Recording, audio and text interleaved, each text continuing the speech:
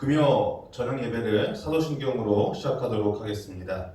전능하사 천지를 만드신 하나님 아버지를 내가 믿사오며 그 외아들 우리 주 예수 그리스도를 믿사오니 이는 성령으로 잉태하사 동정녀 마리아에게 나시고 본디오 빌라도에게 고난을 받으사 십자가에 못 박혀 죽으시고 장사한 지 사흘 만에 죽은 자 가운데서 다시 살아나시며 하늘에 오르사 전능하신 하나님 우편에 앉아 계시다가 저리로서 산자와 죽은 자를 심판하러 오시리라. 성령을 믿사오며 거룩한 공예와 성도가 서로 교통하는 것과 죄를 사하여 주시는 것과 몸이 다시 사는 것과 영원히 사는 것을 믿사옵나이다. 아멘.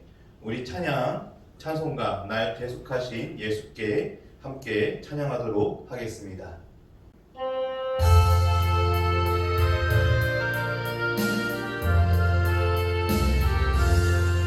날 계속하신 예수께 내 생명 모두 드리니 늘 진실하게 하소서.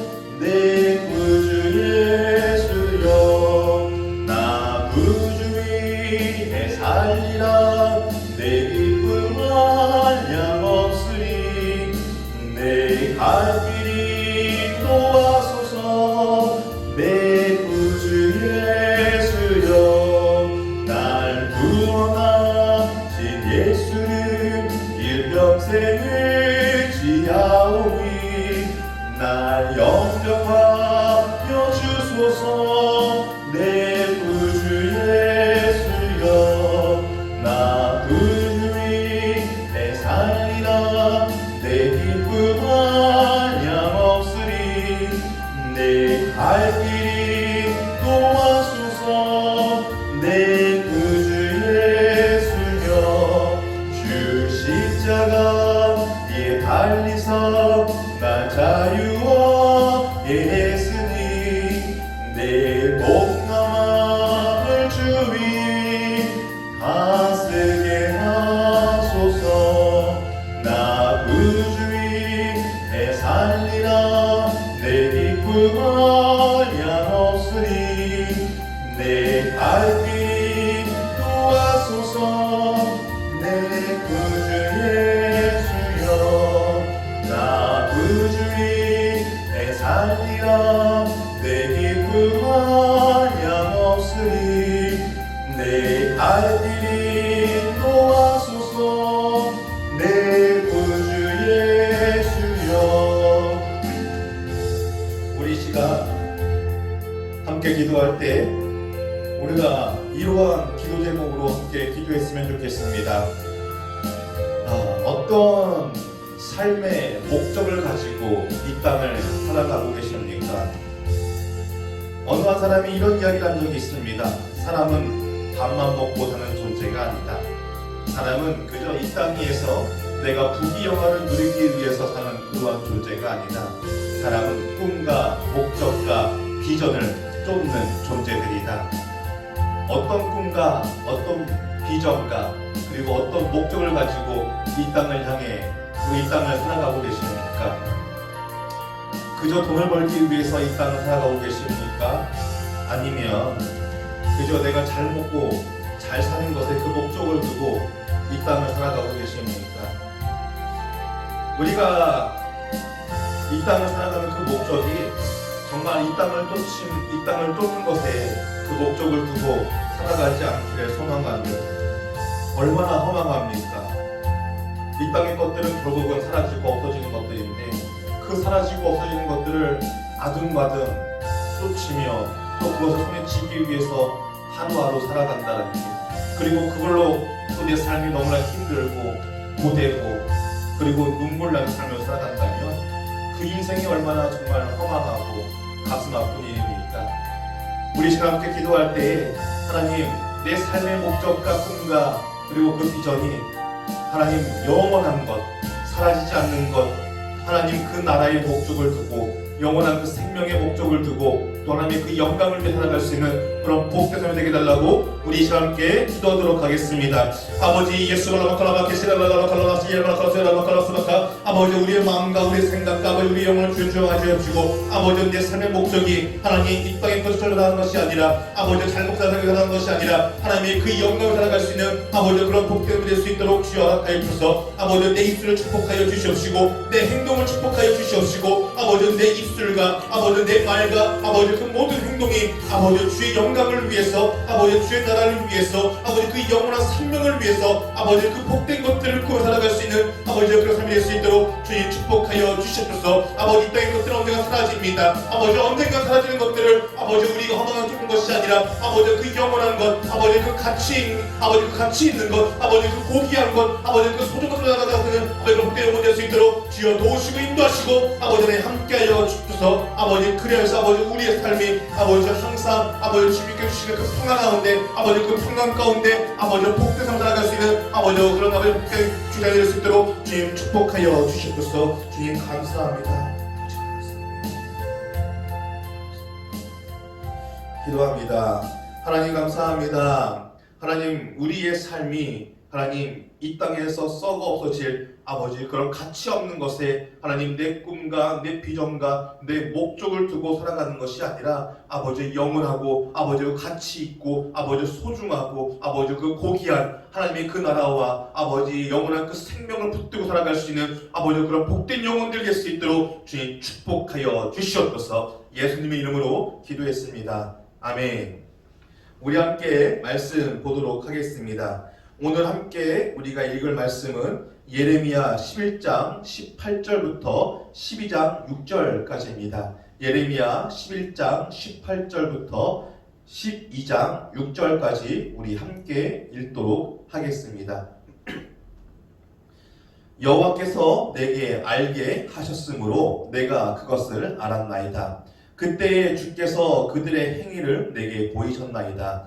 나는 끌려서 도살당하러 가는 순한 어린 양과 같으므로 그들이 나를 해하려고 꾀하기를 우리가 그 나무와 열매를 함께 박멸하자 그를 살아있는 자의 땅에서 끊어서 그의 이름이 다시 기억되지 못하게 하자 함을 내가 알지 못하였나이다.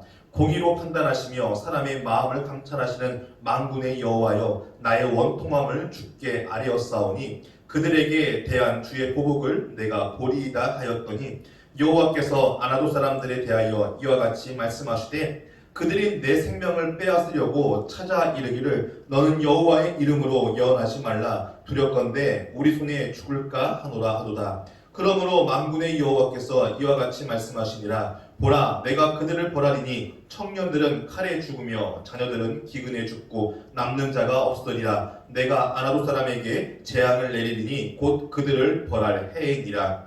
여호와여 내가 주와 변론할 때에는 주께서 의로우시니이다. 그러나 내가 주께 질문하옵나니 악한 자의 길이 형통하며 반역한 자가 다 평안함은 무슨 까닭이니이까.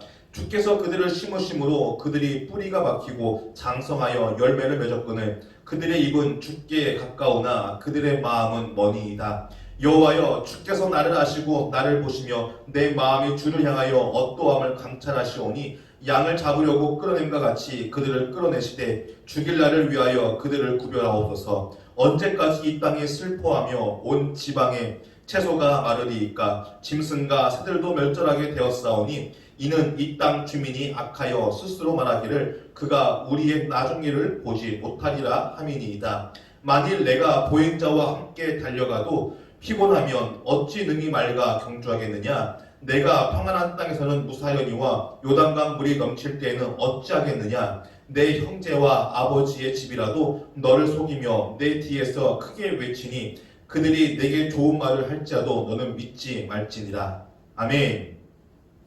오늘은 우리가 함께 읽은 이 본문의 내용을 가지고 어찌 능히 말가 경주하겠느냐라는 제목으로 함께 말씀을 좀 나눠볼까 합니다.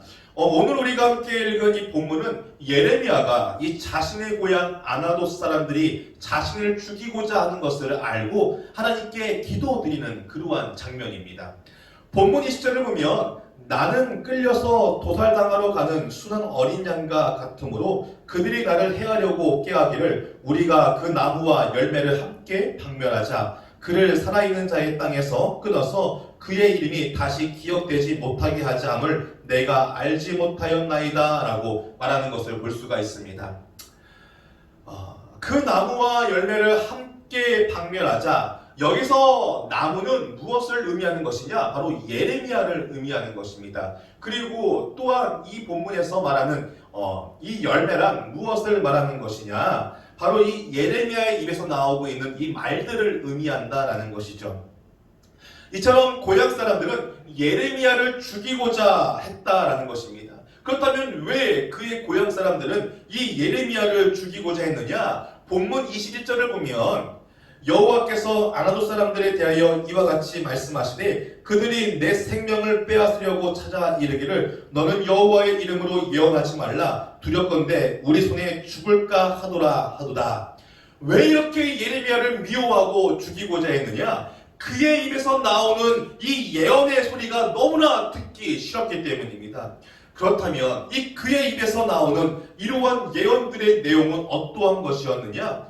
대부분이 다 이런 것들이었어요. 회개하라. 그리고 하나님께 돌아오라. 그렇지 않으면 너희는 바벨론에게 무참히 살해당할 것이고 노예로 끌려갈 것이고 뿔뿔이 흩어져 버릴 것이다. 지금 너희가 드리는 이 예배는 하나님이 받으시는 예배가 아니다. 지금 너희가 있는 이 예배의 전은 도둑의 소굴이다 라고 그렇게 계속해서 이 예레미야가 외치고 다녔기 때문입니다. 그러다 보니까 어느 누가 이러한 이야기를 들으면 좋아하겠습니까? 한번 생각을 해보세요. 누가 지금 우리 교회 문 앞에 서갖고 우리가 예배를 드리러 들어가고 있는데 자꾸만 이런 이야기를 하고 있는 거예요.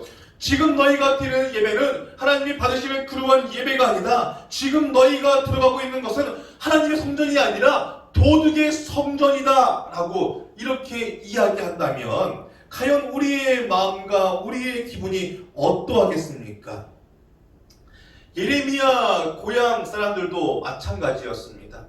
아무리 하나님의 이 말씀이라고 할지라도 좀 적당히 했으면 좋겠는데 매번 볼 때마다 그런 이야기를 하니까 도저히 계속 듣고 싶지 않았다라는 것이죠. 거기다가 예레미야 14장 13절을 보면요. 이에 내가 말하되 슬프도소이다 주 여호와여 보시옵소서 선지자들이 그들에게 이르기를 너희가 칼을 보지 아니하겠고 기근은 너희에게 이르지 아니할 것이라 내가 이곳에서 너희에게 확실한 평강을 주리라 하나이다 라고 쓰여있는 것을 볼 수가 있습니다. 당시에 예레미야를 제외한 거짓 선지자들이 이 남주 사람들에게 어떠한 말을 하고 다녔느냐? 이 땅에는 절대 전쟁이 일어나지 않을 것이다. 그러기에 어떠한 사람도 칼에 맞아 죽지 아니할 것이고 어떠한 사람도 기근에 죽지 아니할 것이고 어떠한 사람도 노예로 끌려가지 아니할 것이고 그리고 이 땅의 모든 사람들의 뿔뿔이 흩어지지 아니할 것이다. 오로지 이 땅은 주님의 축복하신 땅이기에 평강과 평안만 임할 것이다 라고 이러한 이야기를 하고 다녔기 때문입니다. 혹시 다수의 행포라는 이 심리학 용어를 좀 들어본 적이 있으십니까? 아무리 진리라고 할지라도 다수가 부정한다면 그것은 절대 군중들에게 있어서 진리가 될 수 없다라는 것입니다. 그렇기에 수많은 거짓 선지자들이 외치는 그 동일하게 외치는 이 땅에 평강이 임할 것이다 라는 이 말이 군중들에게 진리로 다가왔겠습니까? 아니면 단 한 명의 선지자 이 예레미야가 이야기했던 이 땅에 하나님의 심판이 임할 것이다 라는 이러한 말이 군중들에게 진리로 다가왔겠습니까? 그리고 또 이 다수의 거짓 선지자들이 남주 사람들에게 거짓 선지자로 보였겠습니까? 아니면 혼자 엉뚱한 소리를 하고 있다라고 생각했던 이 예레미야가 이 남주 사람들에게 거짓 선지자로 보였겠습니까? 당연히 이 예레미야가 남유다 사람들에게는 거짓 선지자로 보였을 것이고 또한 그가 하는 모든 예언과 그리고 말들이 다 헛소리로 들렸을 것입니다. 그렇기에 예레미야는 선지자이기보다는 대중의 민심을 흐트러 놓는 거짓 선지자만밖에는 보이지 않았다라는 것이죠. 그래서 이 고향 사람 아람 사람들은 이 예레미야를 죽이려 했던 것이었습니다. 그리고 그러다 보니까 이 예레미야는 얼마나 억울했겠습니까? 자신은요 그들을 진정으로 돕고자 그리고 그들을 하나님의 그 심판에서 구원하고자 그리고 건져내고자 그렇게 입이 부르트도록 회개하라 하나님께 돌아오라 라고 그렇게 외쳐되었는데 자신을 고작 거짓 선지자로 생각하니 말입니다. 그뿐입니까? 그는 지금 누구의 명령을 받고 이 자리에 나왔습니까? 그리고 누구의 말을 듣고 이 자리에 나왔습니까? 하나님께서 가라고 명령하셨기 때문에 지금 이 자리에 서 있었고 하나님께서 전하라고 명령하셨기 때문에 그 말에 순종한 것밖에 없는데 지금 이 예레미야는 이러한 어려움 속에 처하게 되었다라는 것이죠. 자, 그러면 우리가 성경에서 배운 대로 하나님의 말씀에 순종하여 그 강 아브라함처럼 이 예레미야는 하나님의 그 예비하신 그 복을 좀 받아 누려야 하는 것 아닙니까? 그런데 그는요 그러한 복을 받아 누리기는커녕요 사람들에게 매질이나 당하고 그리고 핍박을 당하고 그리고 이 목숨을 잃을 뻔한 그런 위기에까지 지금 놓이게 되었다라는 것이죠. 그렇기에 예레미야도 인간인지라 얼마나 그 마음이 낙심되었겠습니까? 그래서 예레미야는 하나님께 묻습니다. 이러한 예레미야 질문은요 예레미야 11장부터 20장까지 총 5번을 등장을 하는데 그 질문에 대한 내용을 가만히 들여다보면 공통적으로 하나님을 향한 원망 그리고 항의 이러한 것들이 묻어있는 것을 볼 수가 있습니다. 오늘 이 본문에 나온 이 질문을 보아도 그래요. 이 오늘 본문을 통하여 예레미야는 하나님에게 총 2가지의 질문을 합니다. 첫 번째는 본문 18절부터 19절까지입니다. 여호와께서 내게 알게 하셨으므로 내가 그것을 알았나이다. 그때에 주께서 그들의 행위를 내게 보이셨나이다. 나는 끌려서 도살당하러 가는 순한 어린 양과 같으므로 그들이 나를 해하려고 꾀하기를 우리가 그 나무와 열매를 함께 박멸하자 그를 살아있는 자의 땅에서 끊어서 그의 이름이 다시 기억되지 못하게 하자 함을 내가 알지 못하였나이다 라고 그렇게 쓰여있죠. 이 말은 무엇을 말하는 것이냐? 하나님 아시잖아요. 내가 지금 이 일을 왜 하고 있는지. 하나님 내가 지금 맡은 이 직분 내가 하고 싶어서 한 겁니까? 아니잖아요. 하나님께서 나에게 이러한 직분을 주셨고 또한 하라고 하셔서 내가 두말 않고 순종하고 충성한 것밖에 없는데 왜 내가 사람들에게 손가락질 당하고 그리고 욕을 먹고 이렇게 핍박을 당하여야 하는 것입니까? 라고 지금 이렇게 묻고 있는 것과 같다라는 것이죠. 그리고 두 번째로 이 예레미야는 하나님께 어떠한 질문을 드리느냐? 본문 12장 1절 보면 여호와여 내가 주와 변론할 때에는 주께서 의로우시니이다. 그러나 내가 주께 질문하옵나니 악한 자의 길이 형통하며 반역한 자가 다 평안함은 무슨 까닭입니까? 라고 그렇게 지금 하나님께 묻고 있는 것을 볼 수가 있습니다. 이 질문을 쉽게 풀어보면 주님 저는 주님 주신 그 직분 맡아서 정말 총목장으로 그리고 목장으로 그리고 각 위원장으로 주의 일을 하면서 주의 사명을 감당하면서 온갖 어려움은 다 겪고 살아가는데 아무런 일도 하지 않는 저들은 나에게 손가락질하고 나에게 비난을 하고 나에게 핍박을 하는 저들은 어찌 저렇게 행복하게 살아가고 있습니까? 라고 그렇게 원망의 눈초리로 하나님께 질문을 하고 있다는 것이죠. 그래서 오늘은요 이 질문에 대한 하나님의 답을 우리가 알아보면서 우리에게 원하시는 하나님의 그 마음을 함께 좀 나누어 보고자 합니다. 첫 번째 질문에 대한 답은 이러합니다.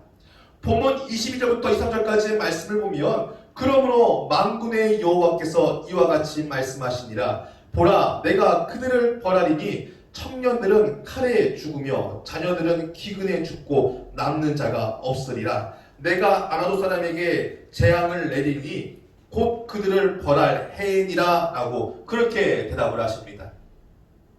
여러분, 예레미야는요, 솔직히 얼마나 억울했겠습니까? 가라고 해서 갔고, 하나님이 전하라고 해서 전했고, 그런데 뜻하지 않는 이러한 사람들의 매질과 그리고 핍박과 그리고 이 죽을 뻔한 위기에 놓이게 되니 말입니다. 우리도 마찬가지죠. 우리 하나님이 주신 그 사명이기에 묵묵히 그 사명을 감당하며 살아갑니다. 그러다 보면 이상하게 뜻하지 않는 이러한 고난과 어려움이요, 우리 삶 가운데 닥쳐올 때가 있습니다. 우리가 신앙생활하면서 기본적으로 가지고 있는 그러한 생각이 무엇입니까? 하나님의 말씀대로 그리고 주님 주신 그 사명에 순종하고 충성하면 하나님이 예비하신 그 상급이 있다라고 생각하는 게 우리가 기본적으로 가지고 있는 생각과 그 틀 아닙니까? 그런데 이 오늘 이 본문을 보면 하나님은 그러한 상급은커녕 우리 삶의 여러 가지 어려움과 시험 그리고 이 고난이라는 짐을요 계속해서 얹혀 놓으신다라는 것이죠. 그런데 여기서 바로 이 지점에서 신앙의 사람과 그리고 이 불신앙의 사람이 나뉘어집니다. 목사님이 늘 이야기하셨죠. 그 사람의 믿음이 진짜인지 아닌지 알아볼 수 있는 그 가장 좋은 방법은 그 사람에게 고난이 닥쳐왔을 때 그 고난 가운데에서 어떻게 그 상황을 돌파해 나가는지 보면 충분히 알 수 있다라고 말이죠. 불신앙의 사람은요, 이러한 상황에서 어떻게 하는 줄 아십니까? 에이, 기도고 나발이고, 에이, 예배고 나발이고, 에이, 다 필요 없어. 내가 그렇게 열심히 일했는데 내가 받는 게 그냥 이것뿐이야? 에이, 더러워서 교회 안 나가. 에이, 안 나가. 아닙니까? 솔직히 이러한 모습 그리고 이러한 행동, 제 말이 틀린 겁니까? 그것뿐이니까? 아니, 예배 한 번도 안 빠지고 그리고 교회에서 열심히 봉사하고 그리고 열심히 섬기고 헌신하면 하나님이 알아서 나머지 것들은 다 책임지신다면서, 그런데 왜 내 삶은 이 모양 이 꼴이지? 왜 내 인생은 왜 이 모양 이 꼴이야? 왜 나에게 이러한 어려움이 닥쳐오는 것인데 에이, 교회는 헌금만 떠내려고 하고 다 거짓부렁이 소굴이야. 내가 다시는 교회 나가다 봐라. 이렇게 반응한 사람들이 있다는 거죠. 그리고 반대로 어떠한 사람들이 있느냐? 예레미야 같은 사람들이 있습니다. 자신의 삶이 아무리 힘들고 어렵고 낙심되고 그리고 주저앉을 것만 같을지라도, 그리고 그 마음에 하나님을 향한 원망이 있다고 할지라도 그래도 주님 앞에 엎드려서 기도하는 사람들이 있다는 거죠. 하나님, 왜요? 나는 고작 하나님이 시켜서 이 길을 간 것뿐이고 하나님이 시켜서 그 일을 감당한 것밖에 없는데 하나님, 왜입니까? 내가 왜 이러한 어려움을 겪으며 살아가야 하는 것입니까? 내가 왜 사람들의 이러한 핍박을 받으며 이러한 길을 걸어가야 하는 것입니까? 하나님, 도와주세요. 제발 살려주세요. 라고 말이죠. 내가 주의 일을 하다가, 내가 열심히 주님을 섬기다가 내 삶에 여러 가지 핍박과 고난과 어려움이 닥쳐온다고 할지라도요, 너무나 쉽게 무너지지 않는 성도님들이 있다라는 것입니다. 저는 소망하기를 그런 삶이 저와 그리고 우리 이 예배를 드리고 있는 우리 성도님들의 그 삶이 되기를 주님의 이름으로 축복합니다. 왜 기도하지 못하십니까? 비록 하나님을 향한 원망의 마음이 들지라도 하나님을 떠나는 것보다는요, 기도하는 것이 100배 낫습니다. 혼자 안 된다고 끙끙 앓고요, 그러다가 주님을 떠나는 것보다는요, 하나님 제발 도와주세요, 하나님 제발 살려주세요 라고 이 기도하는 것이요 100배 1000배 낫다라는 것이죠. 우리는요, 왜 해보지도 않고 안 된다라고 말할까요? 해보지도 않고요 안 된다라고 말할 때가 너무나 많습니다. 기도도 제대로 해보지 않았으면서 왜 이렇게 하나님은 나를 도와주시지 않을까, 이렇게 생각할 때가 너무나 많다라는 것이죠. 그렇게 안 된다고 하기 전에 먼저 해보고 그때도 안 되면 안 된다라고 그렇게 좀 말할 수 있는 신앙이 있으면 좋겠습니다. 기대도 제대로 한번 해보지 않고 왜 하나님은 나를 도와주시지 않는 거야? 제발 이러지 말자라는 것이죠. 예레미야처럼 우리도 하나님 앞에 한번 여쭤봤으면 좋겠어요. 그리고 이런 여쭤보는 기도를 좀 해봤으면 좋겠어요. 그러면요, 주님은요, 외면하시지 않으시고요, 반드시 응답을 하세요. 자, 어떻게 응답을 하십니까? 아까 우리가 함께 읽었지만 본문 22절부터 23절까지의 말씀. 그러므로 만군의 여호와께서 이와 같이 말씀하시니라. 보라, 내가 그들을 벌하리니 청년들은 칼에 죽으며 자녀들은 기근에 죽고 남는 자가 없으리라. 내가 아나도 사람에게 재앙을 내리니 곧 그들을 벌할 해이니라. 아나도 사람들이 칼에 맞아 죽고 기근에 굶어 죽고 남는 자가 없으리라. 이 말은요, 우리에게 참 무섭게 들리는 말이기도 합니다. 그런데 이 말을요, 우리가 반대로 생각해 본다면요, 우리에게 참 희망의 메시지로 찾아오는 말씀이다라는 거죠. 왜 그러느냐?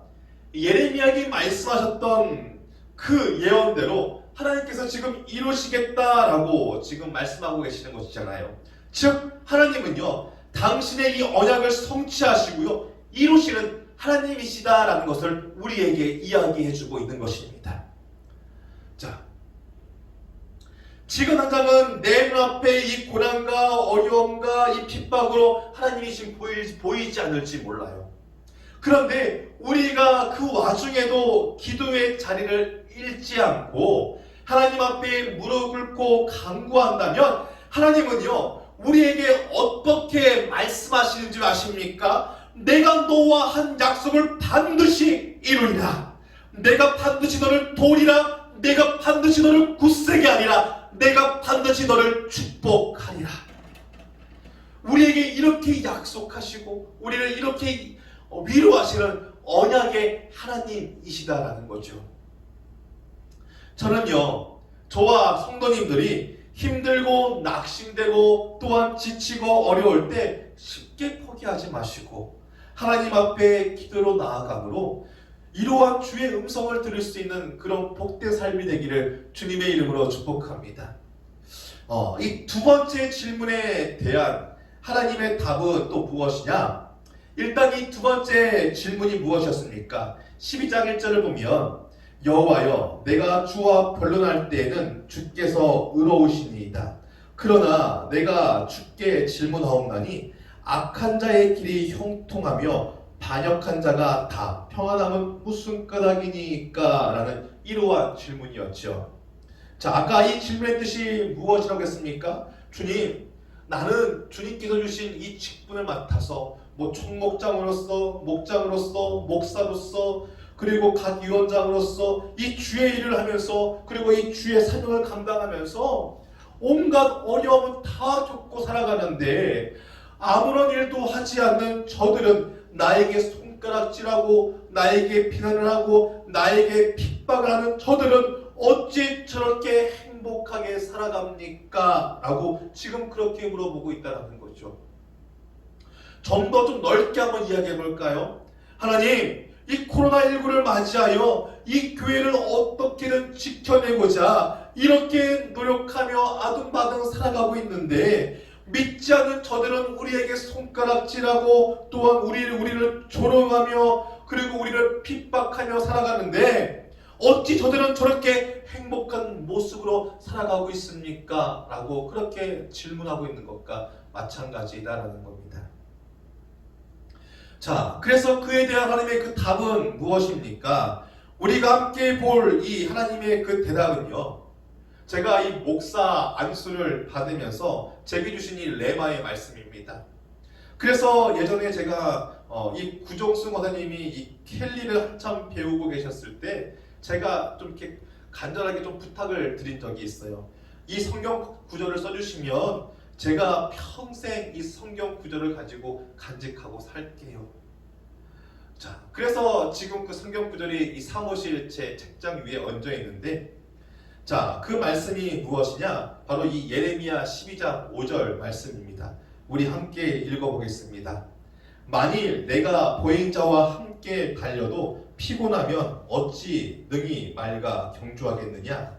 내가 편안한 땅에서는 무사하려니와 요단강 물이 넘칠 때에는 어찌하겠느냐? 아멘. 예레미야는요, 원통함에 그런 질문을 드린 것이잖아요. 그리고 너무나 억울함에 그러한 질문을 하나님께 드린 것 아닙니까? 그럼 하나님은 이러한 예레미야의 이 질문에 솔직히 좀 이렇게 대답해 주시면 좋잖아요. 예레미야야, 너무 힘들지? 아프지? 고생스럽지? 조금만 더 힘을 낼래? 조금만 더 힘을 내. 내가 반드시 너의 그 수고를 잊지 않을게. 조금만 더 힘을 내려. 이라고 말이죠. 그런데 주님은요, 어떻게 말씀하시는 줄 아십니까? 이깟 일로 벌써 지치면 앞으로 더 큰 일이 있을 텐데 어떻게 이겨낼 것이냐라고 그렇게 말씀하신다라는 것이죠. 이러한 일로 너가 지치고 힘들고 무너지면 앞으로 더 큰 일은 어떻게 감당할 건데, 지금 이렇게 주님은요, 이 예레미야에게 이야기하신다라는 거예요. 자, 이 말을 좀 더 쉽게 풀자면, 예레미야야, 앞으로 너의 삶에 이것보다 더 어려운 일이 닥쳐올 거야. 그러니 이번 일을 통하여 너 자신을 훈련하는 그러한 기회로 삼아라. 지금의 어려움은 앞으로 더 큰 일을 감당하기 위한 훈련에 불과하다. 그러니 이 작은 훈련에 넘어지지 말고, 좌절하지 말고, 쓰러지지 말고, 포기하지 말아라 라고 말했죠. 하나님은요, 지금 우리에게 주어지는 이 삶의 고난과 그리고 이 문제와 어려움은요, 우리가 죽을 때까지 걸어가야 할 이 십자가의 길에 대한 훈련과 연습이다라는 것이죠. 그렇기 때문에 인내하라는 것입니다. 그리고 믿음을 가지고 살아가라는 것입니다. 우리가 걸어가는 이 세상의 길은요, 믿음이 없으면 절대 걸어갈 수 없는 길입니다. 믿음이 없으면요, 우리를 향한 이 사람들의 이 손가락질과 조롱과 그리고 삶의 여러 가지 그 문제 앞에서 반드시 넘어지게 되어 있고, 또한 하나님을 믿고 신뢰하는 그 부에서도요, 반드시 쓰러지게 되어 있다는 것이죠. 그렇기 때문에 오로지 하나님을 신뢰함으로 이 어려움과 이 문제와 그리고 이 고난을요, 잘 극복하고 인내하라는 것이죠. 사랑하는 성도님들, 내 삶에 여러 가지 문제와 그리고 이 고난이 닥쳐왔다라는 것은요, 하나님께서 나에게 믿음을 주시기 위한, 그리고 인내를 주시기 위한 훈련이라는 것을 묵묵히 훈련이라는 것을요 아시고, 그리고 그것을 묵묵히 잘 감당할 수 있는 저와 성도님들 되시기를 주님의 이름으로 축복합니다. 여기서 인내하는 자가요, 더 큰 사명을 감당할 수 있어요. 지금 나에게 주어지는 이 시험 앞에서 무너진다면요, 나는 고작 하나님 앞에 이것밖에는 안 되는 사람입니다. 이 시험을 통과해야 우리는 다음 관문에 나아갈 수 있고요, 이 다음 관문으로 나아간다는 것은요, 하나님이 더 크신 사명을 우리에게 맡기셨다라는 뜻이 되기도 합니다. 그리고 하나님이 지금보다 더 큰 사명을 맡기실 때는요, 그냥 맡기시지 않아요. 그의 걸망은 충분히 감당할 수 있는 힘과 능력과 그리고 은혜와 축복을요, 우리에게 허락하신다라는 거죠. 그렇기에 주님은요, 예레미야에게 이 사명 없는 이 쉬운 삶을 선택하지 말라는 것입니다. 힘들어도 고뇌도 이 사명을 온전히 감당하는 그 삶을 살아가라 라고 지금 이렇게 말씀하신다는 거죠. 아까도 말씀을 드렸지만 이 예레미야가 하나님의 이 말씀대로 순종하여 이 복음을 전했잖아요. 그런데도 그는 제사장과 선지자들, 심지어는 이 자기 가족들과 친척들에게도 배척을 당하고 매질을 당하며 또 조롱을 당했습니다. 만약에 우리에게 이러한 삶의 모습이 닥쳐온다면 어떻겠습니까? 정말 쉽게 찾아볼 수 있는 것이 어떤 모습입니까? 에이, 건사고 나발이고 다 필요 없어. 에이, 장로고 나발이고 다 필요 없어. 에이, 전도위원장이고 나발이고 다 필요 없어. 에이, 예배위원장이고 다 필요 없어. 안 해. 내가 뭐하러 이런 시험을 들으면서 내가 이런 일을 해야 돼. 에이, 안 해. 때려쳐. 이런 마음이 좀 우리 생각 가운데 좀 들지 않으십니까? 그런데 주님은요, 우리에게 어떻게 말씀을 하시느냐? 부분 5절을 보면요, 만일 내가 보행자와 함께 달려도 피곤하면 어찌 능히 맑아 경주하겠느냐라고 그렇게 말씀하세요. 사람이요, 똑같은 사람과 달리게 하는 모습은요, 너무나 흔히 찾아볼 수 있는 그러한 모습입니다. 하지만 이 경주마와 달리는 사람은요, 정말 보기 힘든 아주 어려운 광경이다라는 것이죠. 어떤 사람이 맑아 경주를 할 수 있겠습니까? 아마도 우리가 이 세상에서 가장 빠르다고 알려져 있는 이 우사인 볼트와 같은 그러한 사람들이 이 맑아 달리기를 할 수 있겠죠. 선지자도요, 평범한 선지자가 있고요, 그리고 맑아 경쟁하는 비범한 선지자가 있습니다. 그리고 목사도요, 평범한 목사가 있고 맑아 달리기 하는 그러한 목사도 있습니다. 장로님도요, 평범한 장로님이 있고요, 사단 마귀와 싸워서 이길 수 있는 그러한 장로님들이 있습니다. 권사님도요, 그냥 평범한 권사님이 있고요, 정말 세상과 싸워서 이길 수 있는 그러한 비범한 권사님들도 있다라는 것이죠. 하나님은요, 이 예레미야를 한 시대로 이끄는 이 위대한 선지자로, 그리고 이 위대한 하나님의 일꾼으로 만들고 싶으셨던 것입니다.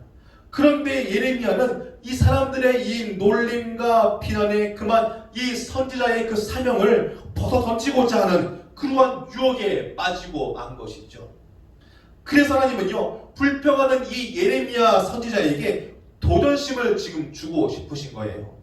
너만큼은 저 사람들과 똑같은 사람들이 되지 말아라. 너는 맑아 경쟁하는 그런 능력 있는 선지자가 되어라 라고 말입니다. 이 말은요, 오늘 말씀을 전하고 있는 저나, 그리고 이 말씀을 듣고 계시는 우리 귀한 성도님들에게도 똑같이 적용되는 말씀입니다. 하나님은요, 지금 이 시간 예배를 드리고 있는 이 성도님들이요, 이 땅에 차고 넘치는 흔하디 흔한 그러한 평범한 성도님들이 되기를 원하시지 않으세요. 세상 권세와 싸워서 이길 수 있는 성도님들, 그리고 어둠의 권세와 싸워서 이길 수 있는 그러한 성도님들, 그리고 사단 마귀와 영적인 싸움에서 능히 싸워서 이길 수 있는 그러한 능력의 성도님, 하나님은요, 지금 우리 성도님들이 바로 그런 능력의 일꾼으로 쓰임받기를 원하십니다. 그렇기에 주님의 이 말씀에, 이 음성에 아멘이라고 응답할 수 있는 그런 복된 삶이 될 수 있기를 주님의 이름으로 축복합니다.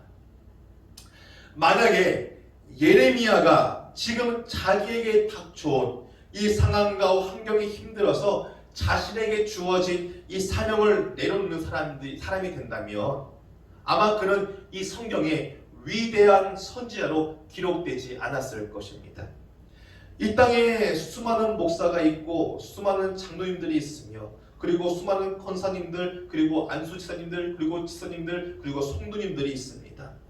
그런데 저나 성도님들이나 내게 주어진 이 사명의 길에서 사람들의 그 조롱소리와 손가락질과 그리고 삶의 여러 가지 문제로 그 주어진 사명을 내려놓는다면 우리는 그저 그런 목사, 그저 그런 장로, 그저 그런 권사, 그저 그런 안수집사, 그저 그런 집사, 그저 그런 성도로 끝나게 되는 것입니다. 역사는요, 승리한 자만 기록합니다. 그리고 역사는요, 강한 자만 기록합니다. 저는 목사님께서 이 박정린 권사님에 대한 이야기를 하실 때마다 정말 좀 거룩한 도전과 욕심이 좀 생겨나요. 나도 이 축복교회 역사에서 기억에 남는 그런 충성스러운 일꾼, 정말 하나님밖에 그리고 교회밖에 몰랐던 그런 목사로 남고 싶다라는 그러한 도전과 욕심 말이죠. 혹시 저만 이런 욕심과 도전을 품고 있습니까? 이 시간 함께 예배를 드리고 있는 우리 귀한 성도님들 또한 이러한 거룩한 욕심과 도전심을 가지고 살아갈 수 있기를 주님의 이름으로 축복합니다. 어차피 할 거면요, 화끈하게 하는 게 낫습니다. 어차피 할 거면요, 까작까작 하는 것이 아니라 그냥 복되게 하는 것이 낫다라는 것이죠. 힘들다고 내려놓으면요, 우리는 기록에 남지 못해요. 나도 남들처럼 그냥 평범하게 신앙생활을 하겠다라고 생각을 한다면요, 하나님의 기억도, 그리고 내가 죽고 나서도 절대 이 교회에 내 이름이 남아있을까, 그러한 생각을 좀 해봐야 한다라는 것이죠. 결론입니다. 어떠한 길을 선택하고 싶으십니까? 편안하게 살다가 나중에 허무한 삶으로 그렇게 인생을 마무리하고 싶으십니까? 아니면 힘든 삶을 좀 선택하시고 나중에 하나님 앞에서, 그리고 교인들 앞에서 신앙의 사람으로 기억에 남고 싶으십니까? 기억하시기 바랍니다. 사람은요, 밥만 먹고 사는 존재가 아닙니다. 사람은요, 그저 돈을 벌기 위해서 이 땅에 태어난 존재들이 아닙니다. 우리는요, 하나님의 영광을 위해서 태어난 존재들입니다. 그렇기에 우리의 모든 꿈과 비전과 목적은 다 오로지 누구를 위해서 존재해야 되는 겁니까? 하나님의 영광을 위해서, 그리고 우리가 영원히 살게 될 그 하나님의 그 나라, 그리고 그 영원한 그 생명을 위해서 우리가 그 삶의 목적을 두고 살아가야 한다라는 것이죠. 그렇기에 한 번뿐인 인생 허투루 보내지 마시고, 그리고 낭비하지 마시고, 하나님 앞에, 그리고 이 교인들 앞에 신앙의 사람으로 기억에 남는 그런 복된 삶을 살아가는 저와, 그리고 우리 귀한 성도님들이 되시기를 주님의 이름으로 축복합니다. 기도하겠습니다. 하나님 감사합니다. 오늘도 이 말씀을 통하여서 우리의 삶을 돌아보게 하시고, 하나님 우리가 나아가야 할 그 길을 다시금 깨닫게 하심에 감사합니다. 하나님, 우리의 삶이 정말 이 땅의 것들을 위해 살아가는 것들이 아니라 하나님께서 우리에게 주신 그 사명을 감당하면서 하나님의 영광과, 그리고 영원한 그 생명과 하나님의 그 나라를 바라보며 살아갈 수 있는 그런 복된 삶이 될 수 있도록 주님 축복하여 주셔서, 하나님 우리의 이름이 주님의 마음 가운데, 그리고 이 교회 가운데, 그리고 많은 우리의 신앙의 후손들 가운데 본이 되어질 수 있는 그런 복된 삶이 될 수 있도록 주님 축복하여 주시옵소서. 예수님의 이름으로 기도하였습니다. 아멘. 우리 주기도를 마치겠습니다. 하늘에 계신 우리 아버지여, 이름이 거룩히 여김을 받으시오며 나라가 임하시오며 뜻이 하늘에서 이루어진 것 같이 땅에서도 이루어지이다. 오늘 우리에게 일용할 양식을 주시옵고, 우리가 우리에게 죄 지은 자를 사하여 준 것 같이 우리 죄를 사하여 주시옵고, 우리를 시험에 들게 하지 마시옵고 다만 악에서 구하시옵소서. 나라와 권세와 영광이 아버지께 영원히 있사옵나이다. 아멘.